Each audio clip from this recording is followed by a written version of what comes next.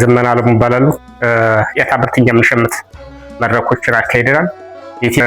አምራች ኢንዱስትሪዎችም ሆኑ አገልግሎት ዘርፎች ያመረቱትን ምርት ከባለ ጉዳዮች ጋር ፊት ለፊት ተገናኝተው ምርታቸውን የሚያስተዋውቁበት ያሉትን ተግዳሮቶች ደግሞ ከባለድርሻና ከአጋር አካላት ጋር ችግራቸውን የምናስተዋውቅበትና የምንፈታበት መድረክ አካሂደናል። ሌላው ከዚህ ጋር የኢንቨስትመንት ፎረም ማካሄድ ይችላል። እንግዲህ የኢንቨስትመንት ፎረም የምንላቸው ምንድነው? ባለድርሻ አካላትና አጋር አካላትን ከባለሀብቶች ጋር ፊት ለፊት አገናኝተን በባለሀብቶች ላይ ያሉ ችግሮች ምንድን ናቸው፣ በዚህ ተቋም ልክ የሚፈቱ፣ በዚህ ወረዳ ልክ የሚፈቱ፣ በዞን የሚፈቱ፣ በክልል የሚፈቱ ብለን ለይተን እነሱ ላይም በደንብ እያካሄድንበት ነገር አለ።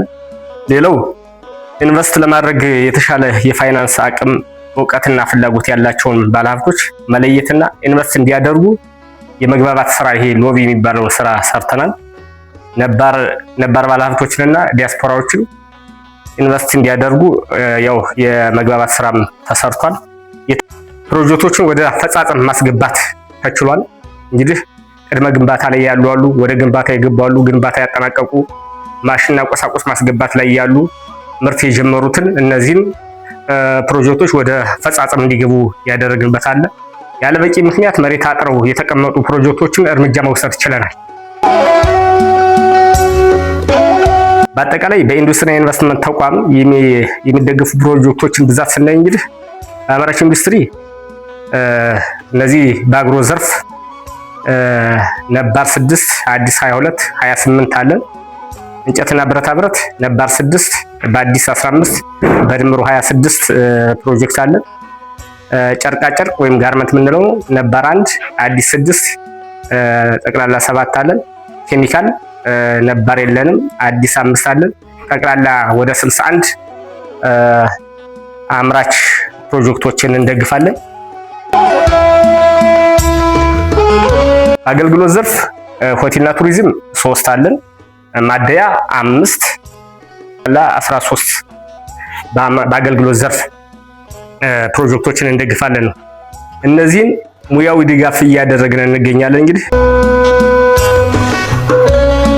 በ2018 የነበሩ ተግዳሮቶች ምንድናቸው? ይህን ነገሮች ስናከናውን በሚለው በምናይበት ሰዓት ምርት የጀመሩ ፋብሪካዎች ላይ የፓወር መቆራረጥ፣ ለምሳሌ የ2-4 ምርት የጀመሩ አሉ።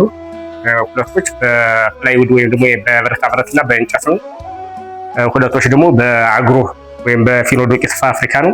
እነዚህ የፊኖ ዱቄት ፋብሪካዎች በነገራችን ላይ በቀን 420 አንዱ ፋብሪካ 420 ኩንታል ማምረት የሚችል ፋብሪካ ነው ያሉን። ማምረት የሚችሉ ፋብሪካዎች እነዚህ የፓወር መቆራረጥ ያጋጠመናል። በ2019 ዓመተ ምህረት እንግዲህ ሊሰሩ የታሰቡ ዋና ዋናዎች ምንድናቸው ስንል የመጀመሪያው በሳይት ፕላን የተመላከተን የኢንቨስትመንት ቦታ ከሶስተኛ ወገን ነፃ ማድረግ ነው። ሌላው ተገምግመው ላለፉ ፕሮጀክቶች መሬት ማስተላለፍ ነው። ሌላው ሁሉም ፕሮጀክቶች ወደ ስራ ማስገባት፣ 2 ማዕከለኛ ፋብሪካዎችን ወደ ምርት እንዲገቡ ማድረግ ነው።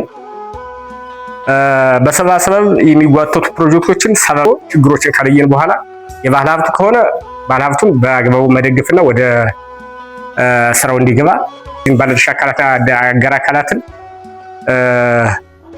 ስራቸውን እንዲያከናውኑ ካደረግን በኋላ ማንም አንድም ፕሮጀክት ያደረ ፕሮጀክት መኖር የለበትም የሚለውን ማስራት ነው።